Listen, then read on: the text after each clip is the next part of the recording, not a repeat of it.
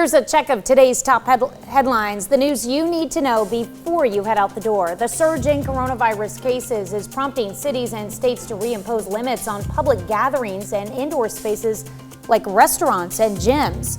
More than 1 million new infections were recorded in the U.S. in the last week. With hospitals in some parts of the country operating near capacity, officials are warning that the nation's healthcare system is at risk of being overwhelmed. Joplin City Council says local hospital leaders are calling for another mask mandate.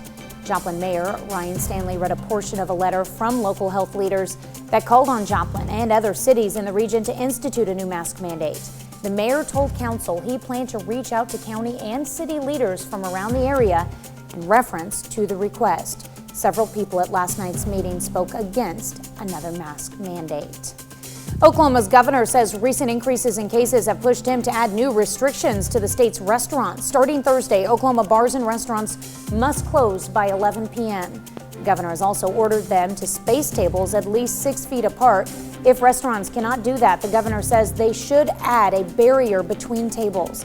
Visitors to state-owned buildings must also wear masks. A longtime Thanksgiving tradition is canceled because of the pandemic. St. John Lutheran Church in Pittsburgh is canceling its annual Thanksgiving dinner. The dinner was started in the 1980s as a way for the community to come together during the holidays. They traditionally serve hundreds of people and have more than 100 volunteers to pull it off.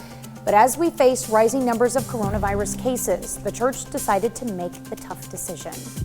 It's a check of today's top headlines, the news you need to know before you head out the door. We got Tuesday morning temperatures kind of all over the place. We're already up to 45 in Monette and Cassville, but still below the freezing mark of 31 in Pittsburgh and Fort Scott. Now, eventually, by the time we get to the afternoon, everybody's going to be able to make it up into the mid to high 60s. It's going to be sunny as the humidity continues to dry, but we avoid any fire warnings or watches, and that's because the southeast breeze is just going to stay at 5 to 10 miles per hour. Not too blustery at all. Now, we've got a big ridge over the Rocky Mountains that is going to move our way. The jet stream progresses from west to east.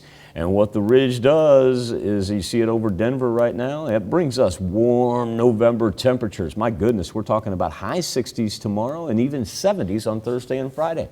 Scattered rain over the weekend, not looking at anything severe, but look at the cold front then that drops in as we drop into the 50s to the beginning next week.